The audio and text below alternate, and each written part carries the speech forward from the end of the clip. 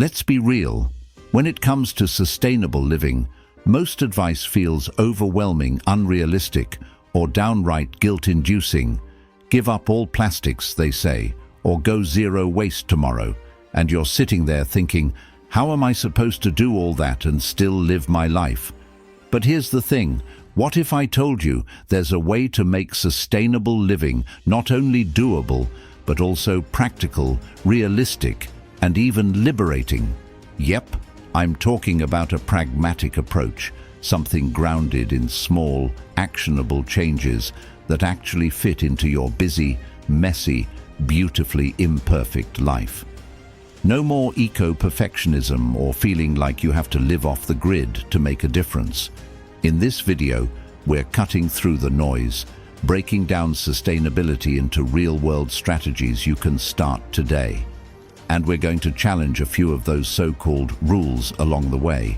So, if you're ready to rethink what it means to live sustainably without the guilt, the pressure, or the all-or-nothing mentality, keep watching. Trust me, this isn't just another video, it's a mindset shift that'll stick. Number 1, the convenience cut. You don't need to save the planet. You just need to stop being so comfortable. Bold, right? But stay with me. We're not here to save the planet in one grand gesture. We're here to make small, uncomfortable changes that matter. I know. Comfort is king, and we're all guilty of worshipping at its altar. Disposable cups for our morning coffee, single-use bags for groceries, or even the overwrapped package you swore you wouldn't buy again but did anyway. Sound familiar? We've all been there. But let's ask the uncomfortable question. What if convenience is the villain in our story, not the hero we think it is? Picture this.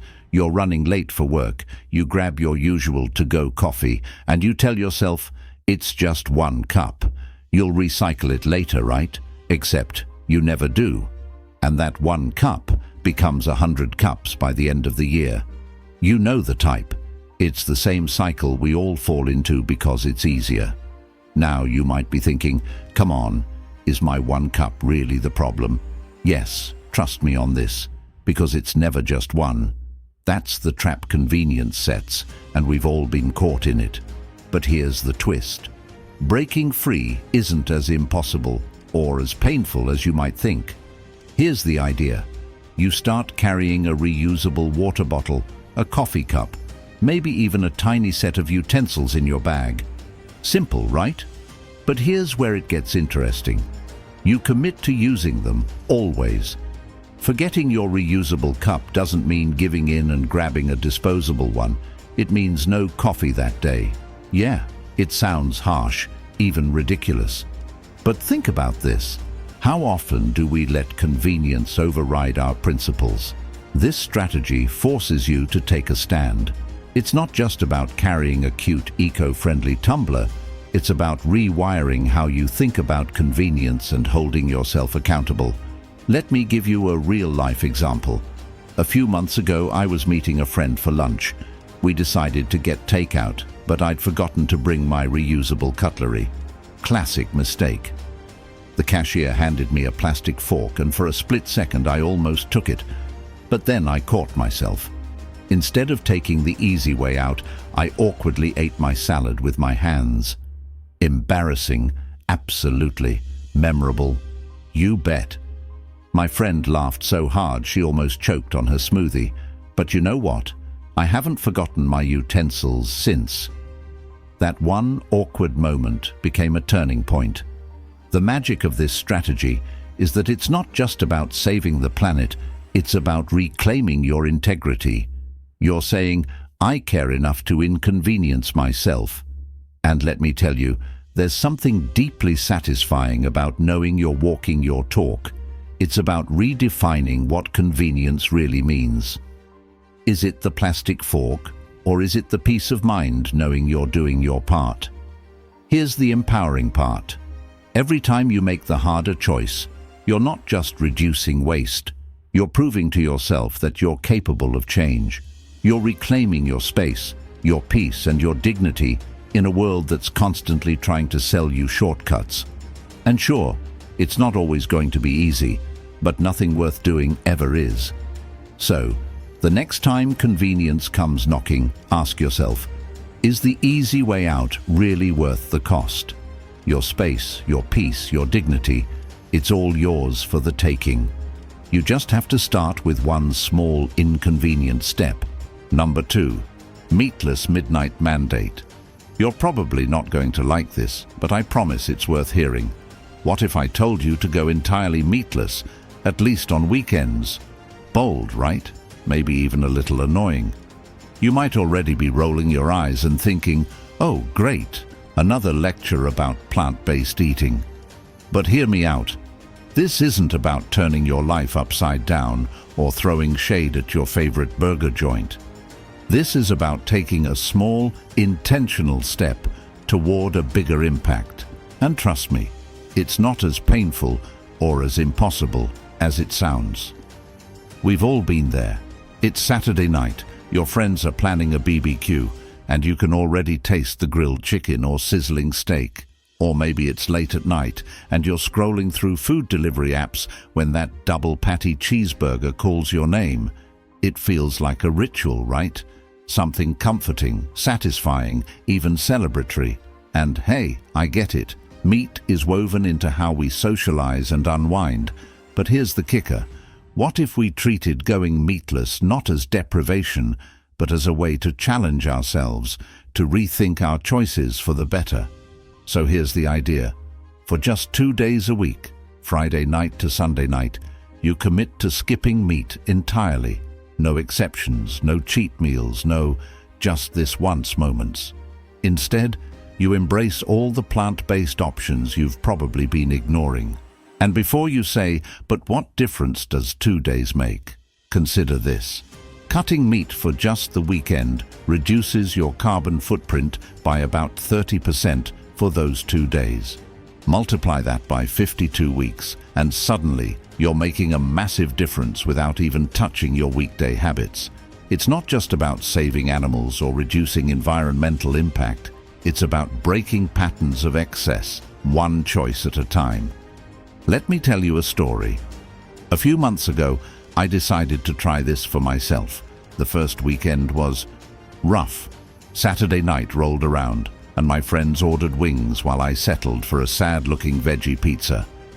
I wasn't thrilled, and I won't lie. There was a moment I almost caved. But then, something funny happened. I started experimenting with new recipes at home, stuff like lentil tacos and mushroom stroganoff. By the second weekend, I wasn't just tolerating the change. I was actually looking forward to it. One Sunday, I even hosted a dinner party with entirely meatless dishes, and you know what? No one missed the meat. In fact, they were asking for recipes by the end of the night. This isn't about guilt-tripping yourself into action or trying to be perfect. It's about reclaiming control over your choices. By going meatless for just a couple of days, you're not only making a tangible environmental impact, you're also proving to yourself that you can break free from habits you thought were unchangeable. You're building resilience, creativity, and maybe even discovering new foods that surprise you. Think of it this way. This isn't about giving up. It's about gaining something. Gaining the ability to pause, reflect, and act with intention. Gaining a sense of pride in knowing you're contributing to something larger than yourself. And yes, gaining a little more peace of mind every time you sit down to eat. So, are you ready to take the meatless midnight mandate? 2 days. That's all it takes to start. And remember, this isn't about perfection. It's about progress. Your plate, your planet, your power, it's all within reach. All you have to do is take that first bite. Number 3, fashion freeze. Do you really need another pair of jeans? Wait, don't answer that just yet. Here's the real question. How often do we buy clothes, not because we need them, but because we're bored, stressed, or just lured in by a discount? Trust me, this isn't a guilt trip. I've been there too, standing in line with yet another sweater that looks exactly like the one I bought last season. And if you're anything like me, you've probably justified it with, well, it's on sale. But here's the kicker. What if we paused, just stopped buying clothes altogether for a while? I know, it sounds extreme, maybe even impossible. But hear me out. We've all had that moment. Closet full of clothes and nothing to wear. It's a universal frustration, right? You stare at the racks, feeling like your wardrobe is outdated, uninspired, or just plain wrong for the season. So, what do? We go shopping, hoping that one new item will finally make it all click. But let's be honest, it rarely does. Instead, we end up with more clutter, less clarity, and maybe even a little buyer's remorse. Sound familiar? Yeah, we've all been there. Here's where the fashion freeze comes in. It's simple. Commit to not buying any new clothes for 3 months. Yep, no online shopping sprees, no impulsive mall visits, and no just browsing trips. For 90 days, you work exclusively with what you already own. And here's the twist. You turn it into a game. Mix and match outfits you've never tried before, repurpose old pieces in creative ways, and rediscover the gems hidden in the back of your closet. It's like shopping your own wardrobe, but with a fresh perspective. Let me share a little story. Last year, I found myself in a post-holiday slump, scrolling through sales I didn't even need to look at. My closet was packed, but I still felt like I had nothing to wear. That's when I decided to try the fashion freeze. The first 2 weeks were tough. I kept seeing ads for must-have pieces and feeling the itch to buy. But then something amazing happened. I started getting creative, pairing a dress I hadn't worn in years with sneakers, layering scarves in ways I'd never thought of, and even altering a couple of old shirts to make them trendy again. One weekend I got so into it that I hosted a clothing swap with friends, trading pieces we didn't love anymore. Not only did I save money, but I also fell back in love with my wardrobe. This isn't just about saving money or decluttering, it's about breaking the cycle of overconsumption. It's about reclaiming control over your choices and rediscovering the value of what you already have. You start to realize that the endless pursuit of new isn't solving anything, it's just adding to the noise. By freezing your fashion habits, you give yourself space to appreciate, create, and most importantly, stop equating happiness with new stuff. So, are you ready to hit pause? The fashion freeze isn't just a challenge, it's an opportunity. An opportunity to redefine your relationship with style, to save money, and to prove to yourself that you're not defined by what's on a hanger. Your creativity, your confidence, your self-expression, it's all already there, waiting for you to discover it. And trust me, it feels so much better than another impulse buy. Number 4. Carbon Quota Challenge. Imagine being told you've hit your carbon quota for the week. You'd probably laugh and say, "Wait, what quota?" But what if I told you that this one challenge could completely change how you see your daily habits? And before you roll your eyes, no, I'm not suggesting you live off-grid or give up the comforts of modern life. Stick with me here. It's actually a lot more empowering than it sounds. We've all had that moment of guilt. You know, when you toss out yet another plastic package or realize you drove somewhere when you could have walked. It's not that we don't care about the planet, it's just that life is busy, and the idea of living sustainably feels overwhelming. And let's face it, those glossy zero-waste guides on Instagram, they can feel unattainable, right? That's where the Carbon Quota Challenge flips the script. It's not about being perfect, it's about being mindful, within realistic boundaries. Here's how it works. For 1 week, set a personal carbon quota. Think of it like budgeting, but instead of dollars, you're tracking your carbon footprint. You assign points to everyday actions, driving to work, eating meat, using the AC. But here's the twist. The goal isn't to eliminate these things entirely, it's to see how creative you can get within your quota. Can you carpool or take public transit one day? maybe cook a plant-based meal. Trust me, it's less about sacrifice and more about strategy. And yes, there's room for those moments where you really just need that coffee to go. Let me give you an example. Last summer, I decided to try this challenge after realizing my eco-anxiety was starting to feel like a weight I couldn't shake. I gave myself a daily limit of 50 points, kind of arbitrary, but it worked. Driving to work, 10 points. Streaming Netflix, 5 points an hour. I won't lie. The first few days were eye-opening. I didn't realize how much I relied on convenience, like ordering food delivery or blasting the AC without a second thought. But then something shifted. I started biking to the store instead of driving. I found myself experimenting with simple vegetarian recipes that were surprisingly good.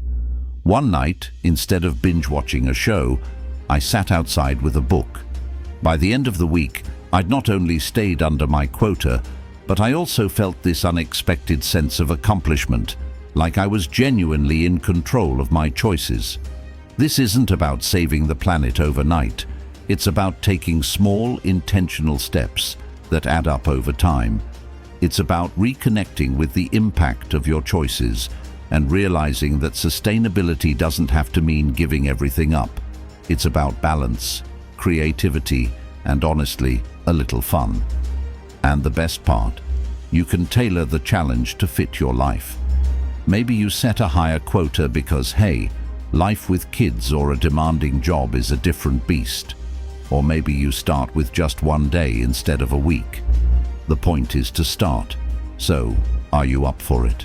The carbon quota challenge isn't just about reducing your footprint. It's about gaining a fresh perspective. It's about proving to yourself that small changes can lead to big shifts, both for the planet and your own sense of empowerment. You don't have to be perfect to make a difference. You just have to start. Number 5. Trashless taboos. Let's talk about trash. Not the kind in your inbox or your group chats, but the actual tangible garbage we deal with every single day. Now, here's the bold statement. What if I told you that most of us are throwing away things we shouldn't? No, I'm not talking about recycling or composting, though those are great too.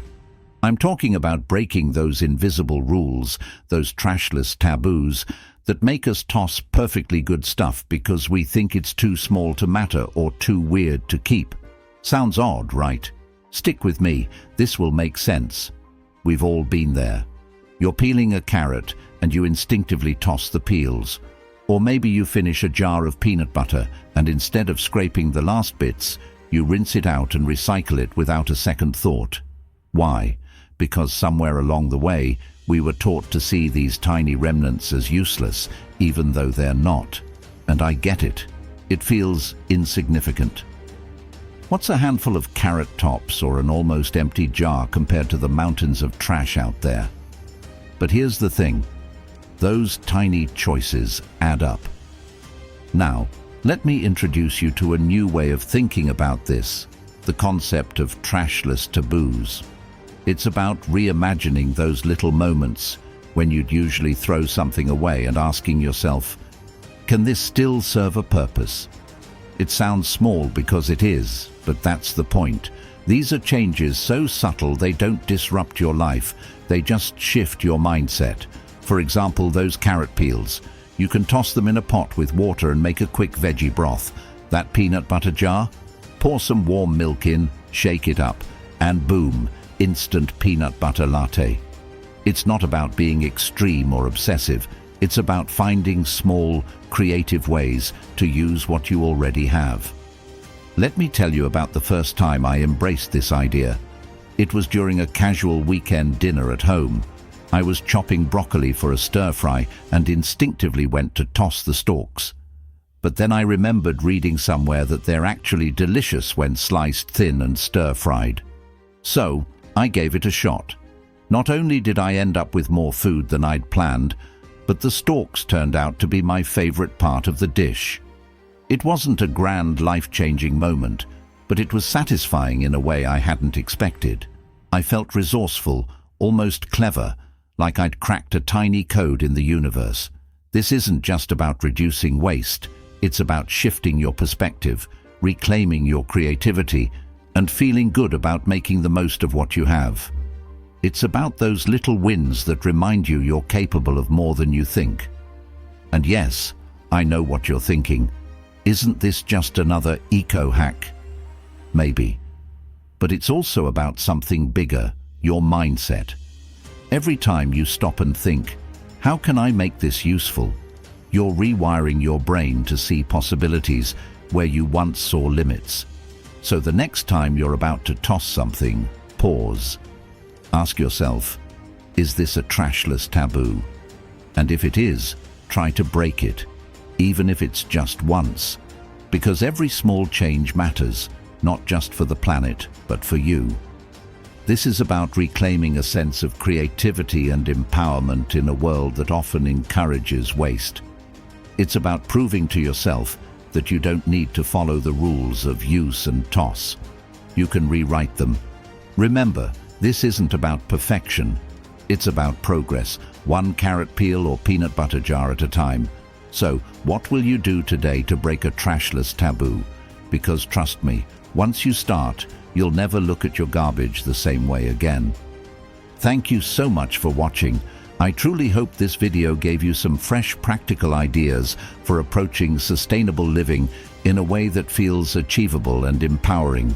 If you found this helpful or it got you thinking in a new way, please give it a like. It really helps more people discover content like this. And if you're into exploring real-world solutions to big challenges, don't forget to subscribe for more videos like this one. Also, if you know someone who's been trying to figure out how to make sustainability work in their life, share this video with them. Let's spread the word that living sustainably doesn't have to be all or nothing.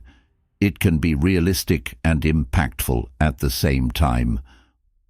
I'd love to hear your thoughts. What are some small practical steps you've taken towards sustainable living? Or what's a challenge you've faced trying to make changes? Drop your experiences in the comments, and let's keep the conversation going. Remember, sustainable living isn't about perfection, it's about progress. Every little step we take matters, and together we can create a future that works for both us and the planet.